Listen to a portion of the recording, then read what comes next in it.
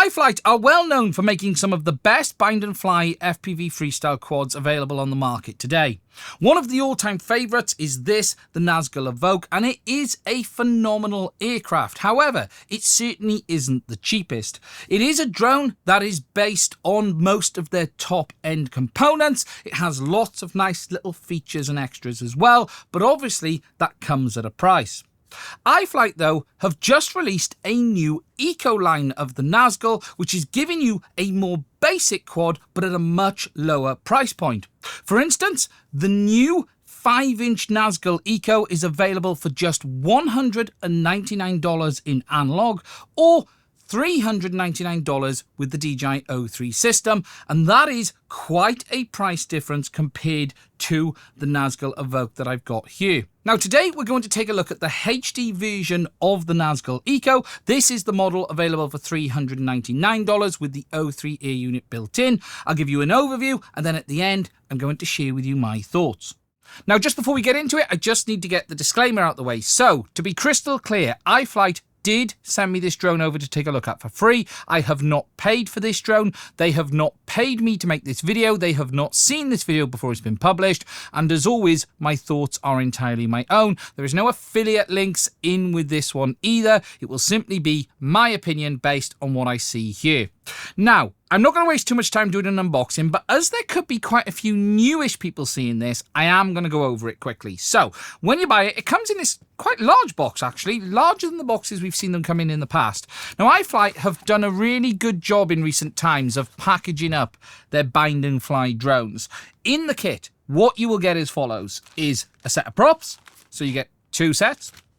You have this little bag, which has the additional accessories in. So you've got your battery pad, you've got your motor prop nuts, you've got an Allen wrench for the GoPro mount, you've got a battery strap, a spare one. There is one included as standard on the drone. The antennas for the drone as well, and all the other little accessories. Then you will find the drone itself held in place in this foam. And if I just lift this out, not the easiest thing to actually get out, but it does offer a lot of protection. Then under this, you will find all of the information that they include as standard. So depending on the model that you've ordered, whether you've ordered it with Express LRS, without a receiver, crossfire, etc., they do give you the various sets of instructions. So you have the iFlight ELRS manual included, telling you about how to bind and how to update the firmware. We have a little leaflet talking about being safe and responsible. We have some stickers, always great to see. We have this little disclaimer and safety guidelines. And then you've got information with regards to Betaflight, the RC link talking about Crossfire version, Express LRS version, etc. Basically giving you all the information you need to get yourself up and running. Now, as I said at the start, this is the HD version and it comes pre-installed with the DJI O3 air unit. So you've got the camera up front and then the air unit up back. You cannot get this in a Vista configuration or DJI air unit configuration. It is DJI O3 or analog FPV. It is also available in 3 or 4 different configurations for the receiver. So the version I've got here is the Express LRS edition, but you can get it in the following setups.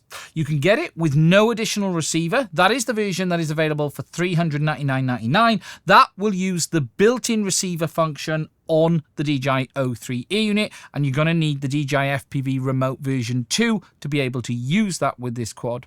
You then have the Express LRS versions. You can get it in 868-900 or 2.4 gigs. That does add a little bit to the price, so it increases by $16 up to basically $416 or $415.99. But you can also get it with Crossfire as well if you want to. That is the most expensive option. That adds $29 on the price compared to the standard O3 version without a receiver. Or you could buy it with the no receiver option and install your own receiver if you want to. But I'll be honest, the $15, the $16 iFlight are charging is minimal really for a built-in Express LRS receiver, and you don't then have to mess around. Now, before we jump in and look at the components, we need to talk about the frame. The first thing you will notice is that it is a DC or a dead cat configuration. There isn't an X configuration that I've seen of this at the point of me making this video, so it is coming in DC. That is going to give you that props out of view setup on the DJI O3 Air unit.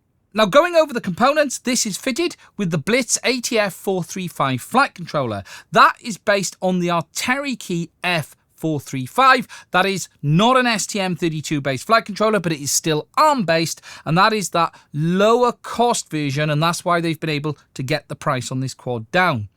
That is coupled to the Blitz E55S 55 amp 4-in-1 ESC. That is an 8-bit ESC, so it is based on BL-HeliS or BlueJay, but you can install BlueJay, which means you can still have things like RPM filtering. You've got all of that options. You just may need to flash it. Propulsion-wise, it is fitted with the Zing E-Pro 2207 motors.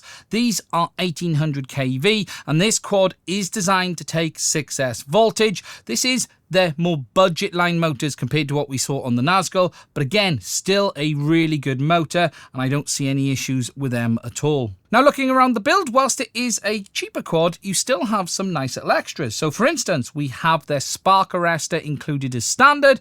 There isn't a fixed XT60 now, we simply got our usual wire, but that goes into the spark arrestor. There is a buzzer installed up front here, and there's also a capacitor installed down there in the frame. Quite hard to show you, but it is there. They've also done some nice little touches around the frame. So you've got your wire protectors on the arms, you've got your TPU pieces, so they include a GoPro mount up front, you've got your TPU pieces on the arms as well, and you've even got the TPU pieces at the back, as well as the little LED down there too. Overall, when you look around the frame, it is a cut back version of the Nazgul Evoke, but it has all of the main bits that people have come to love from the Nazgul, and in fact, you've even got that isolated camera up front on the O3 as well, on silicon mounts, which again should just give you some really good performance from that O3 camera. Now, just looking around at the quality of the build, everything looks really nice and tidy. They've cable tied everything up as you would expect. There's no protection on the side of this quad like you've got on the larger Nazgul, but everything is nice and easy to access. So your O3 Air unit is bolted in here at the back. You can see there's some screws that hold it to the frame. Nice access to the USB port as well as the SD card. And then if we flip it around, you've got your bind button over there. Then stacked on top of that is that spark filter as well as the ExpressRS receiver. And then over here on this side, you can see the access to our USB-C port for our stack. You can see all of the cables going through there in the middle. You've got then that buzzer down in there. And overall, everything just looks very clean and tidy. Now, something iFlight have been doing a really good job on recently is all of their labeling on their bind and fly quads. You've got these little cardboard pieces on the motors telling you where the props go. You've got some warnings here on the XT60. We've got info down here as well. You can see there's warnings there. And they just give you some nice instructions on getting yourself up and running. Now, this isn't going to be quite as easy to set up as, say, the DJI Avata 2 out the box, but it isn't going to be particularly complicated. So what I'm going to do next is walk you through the process of doing that. Whilst I don't usually do that in one of these videos, as this is aimed more towards new users, I'm going to walk through that process next. Now, before we go through the setup, I want to give you a bit of a warning, and that is, do not be tempted to update the version of Betaflight that comes on this drone. From the factory, it comes pre-programmed with all of the presets and setup ready to use, all of the correct PIDs, everything that iFlight feel is best for this drone. There are some things that we are going to tweak, so we're going to make sure my receiver works properly, just change a couple of little things, but upgrading Betaflight will erase all of the main settings, and whilst there is a feature now in Betaflight to retain them, I strongly advise you just leave the version of Betaflight alone. You can do that in the future. There is no great need today to rush out and change it. So what we're going to do is stay with the version that's on there. I suggest you do as well. And what we'll do is get the receiver up and working, the configuration, make sure our radio works as expected, and then take it to the field for a flight. Okay, so the first thing I'm going to do is get the receiver connected to my transmitter. Now, this is where you may actually need to do some updates. I'm not 100% sure what version of ExpressRS this comes with pre-installed. I, on my transmitter, now have the latest 3.4, so that is the version we're going to want to update this to, but we'll do this step by step just to make sure you understand. What I'm going to do is plug this in via USB on my computer. That then is going to power up the flight controller, but it should also power up the Express ELRS receiver as well. It is. You can just see down there that LED is flashing. Now, what I'm going to do is wait. This receiver will go into Wi-Fi mode in about 20 seconds and the LED will start flashing fast. I'll then connect it to my computer via Wi-Fi. We'll take a look at how to do that. What you'll see is when that LED flashes fast, that means it's in Wi-Fi mode. You should then see it appear available in your Wi-Fi list. You are going to need a PC with Wi-Fi available to be able to do this, so do be aware of that. Or you can use a laptop if you want to.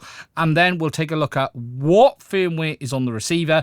And I am then going to upgrade it to the latest version, so I do know that it is working with my transmitter. So there you can now see that that blue LED is rapid flashing. That now tells me it's in Wi-Fi mode, so we're now able to go and connect to it on the PC. Now, I actually have a Wi-Fi adapter on my PC on a little extension cable. If your PC's got Wi-Fi built in, you won't have to worry about it. The only thing I will say is you do just want to make sure it's close enough. The antenna on these for the Wi-Fi isn't the greatest. If it's 4 or 5 feet away, it probably won't connect very well. So do get this as close to your Wi-Fi adapter as you can. On my PC, I'm then just going to click on the options down the bottom, and what you should then see is Express ELRS RX appear like this in your Wi-Fi list. What I'm then going to simply do is click connect, wait for that to connect, and then we will go to the Wi-Fi address in our browser.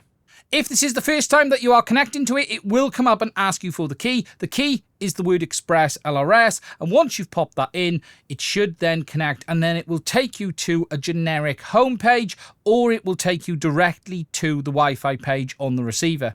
Now, once it's connected, the web page that you need to go to is the IP address 10.0.0.1. And when you go there, you should see this screen come up.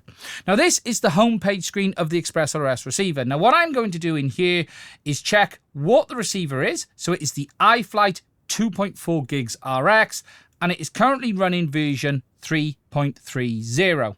Now, what I'm going to do is update this via the Express ELRS configurator. You can also do it via their web configurator as well, but I do have the standard configurator installed. Now, I'm going to flash this via the Express ELRS configurator over Wi-Fi. You can see I've selected my version, the receiver, and the version that it showed on screen. I've selected Wi-Fi, and I've got my binding phrase included, so I then can see my receivers there. Then I'm going to simply click flash, let it do the build, and then update the receiver over Wi-Fi. Okay, so now the receiver is connected. What we're going to do is just make sure all of the channels and everything lines up, and my arming switch, my mode switch, and everything does exactly what I want it to do. You will often find that your configuration may not quite be the same as the manufacturer's. So what we're going to do first of all is go to the receiver tab and check everything's working. So if I check my throttle, that's now showing. Yaw is fine. Pitch, roll, all looks correct. It's moving as expected. Next, we're going to go over to modes, and we're going to make sure here everything is set up. What you will also find is when you get this drone, they force angle mode as the main default mode. Acro mode isn't set up. If you're new, this is probably the safest way forward, but for people who are experienced, obviously you're not going to necessarily want this. So the first thing I'm going to do is check my arm switch is correct. Now this should be correct because Express ELRS recommends it is always on channel 5 or aux 1. There we go. That is working absolutely fine. We've then got angle mode there set up on aux 2. Now I don't use aux 2, so what I'm going to do is set auto, move my switch. So aux 4 is actually my mode switch. And what I'm going to do, that there is our angle mode, and I'm just going to click save. And then that there is in our normal mode. Now, the only thing I also want to set on this is my turtle mode and my beeper. I always set them up on my radios. So what we want to do is find our telemetry beeper. There we go. So our beeper. So I want to add a range. So I want that to be there on aux 8. So that's in the middle position. That is fine. And then I want to find our flip over after crash or turtle mode. There it is. We want that to be aux 8, but we want that to be there. And we're going to save that as well. So now we have our arm correctly set. We've got our angle mode correctly set. And we've got our beeper and our flip over crash correctly set. Now, as I have said several times already, you should not need to touch anything in Betaflight with regards to PID tuning or anything like that. The drone will come pre-configured from the factory with what iFlight believe is the best settings. The only thing I tend to look at is I do have a look at the rate profile settings. I tend to just have a look at where the throttle mid is, where the throttle expo is. There's a little bit there already. Rate to set at 670. I'm not going to touch anything on this. If there wasn't any expo on the throttle, I would probably add a little bit because I do like it myself. However, I'm absolutely happy with that. So we should be ready to go. Now, the one last thing I am going to quickly look at before I move off is the OSD, because I like things in specific places. And there are a few things here that won't align nicely for me personally. I like my battery voltage at the bottom of the screen in the middle. I'll put the warning for that a little bit higher. But I do like my battery voltage in the middle. I like my flight time over here. My altitude over here. I don't really monitor the battery consumed. And I'm not really concerned about that. The only other thing I am looking for is the flight mode. I'm not actually seeing if they've got that. Let me just move that to the middle there. Move that there. Oh, bit too far. There we go. So that's how I tend to have mine set up. I have my mode, my throttle position, as well as my altitude on the left. I then have the battery stuff at the top, apart from voltage, which I like to be at the bottom of the screen. We then got our RSSI and our link quality, flight time located down there. And then we've got the warnings in the middle. Now, just quickly with regards to that ESC, it is running Bluejay from the factory. That means you do have bidirectional D-shot. That is set up from the factory. You can see here on the motor screen in Betaflight that if we put a battery on, it'll actually show us correctly that it is communicating. The errors are showing 0%, which is perfect, which means it's all set up and ready to go. Okay, so I'm going to do the first flight. Now, I don't usually like doing this down the beach because there's always a risk of losing an aircraft in this scenario. However, the field is busy, so we'll take it for a bit of a gentle look around, make sure everything arms correctly it has. And what I'm going to do a minute is just not go over the water for the first flight. I'm just going to keep things fairly straightforward and make sure the aircraft does everything that you would expect it to do. Literally, I've done the bench testing, but nothing else. So again, I just want to make sure everything is correct. Yeah, throttle is behaving as it should.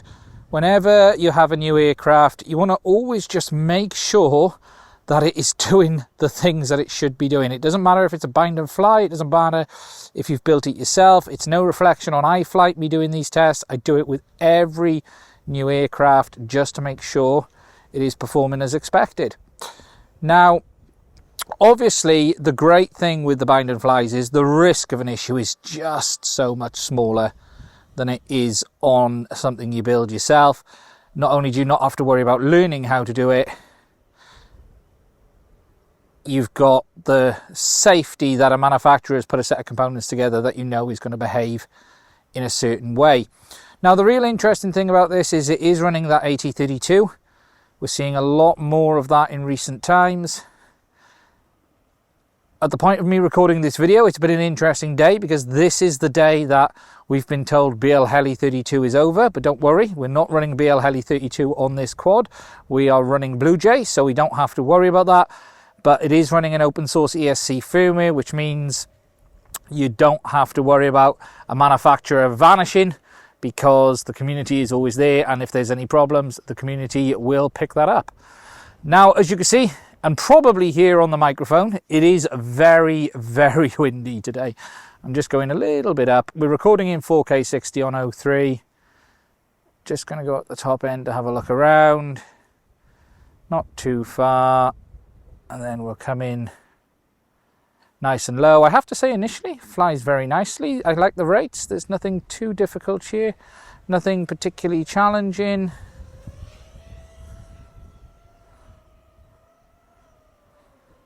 iFlight seems to have done a good job putting a quad together that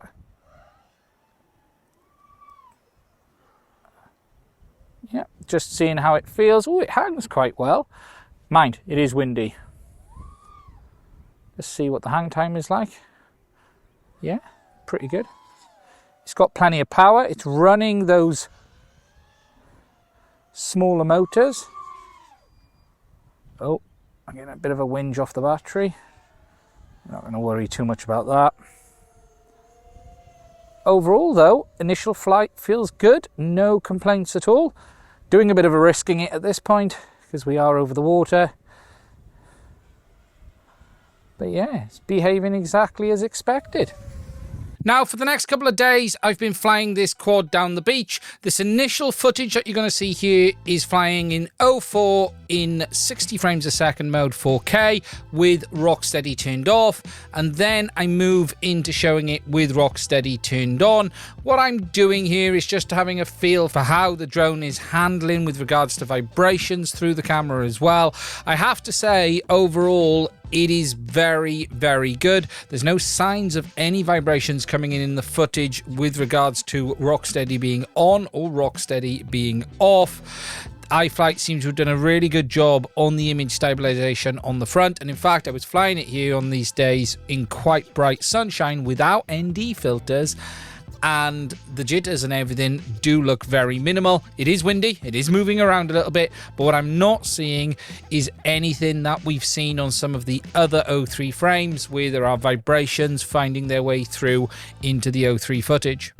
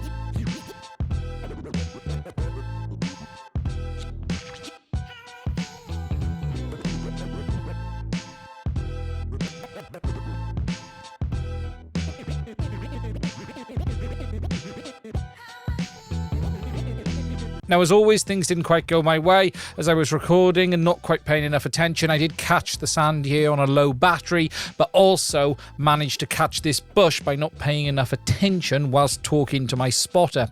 Overall, I have to say the quad held up well. I did end up breaking a prop actually in that brush crash because it hit down in the rocks, but overall the Eco has held up absolutely fine. No major damage to the quad at all, and I actually think iFlight have done a very good job here, but we'll talk a bit more about that in our summary. Now, just one other thing I want to mention before I share with you my final thoughts on this drone is the antennas at the back, because I haven't covered them yet. Now, they include these two little albatross antennas. They call them with the kit, sort of like little hexagons. They are 5.8 gigs left-hand circular polarized antennas.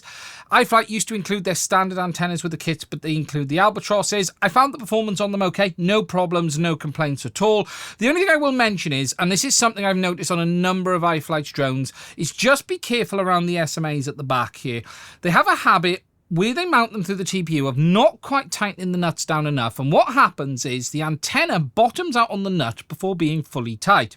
Now, the way you'll check this is if you can move the antenna when it's tight, you know it's not down properly, and what you might need to do is just tighten the nuts down there a little bit, just tighten them down enough that the antenna doesn't fully bottom out on the nut. There's a little bit of gap below the bottom of the antenna, and that they are absolutely solid.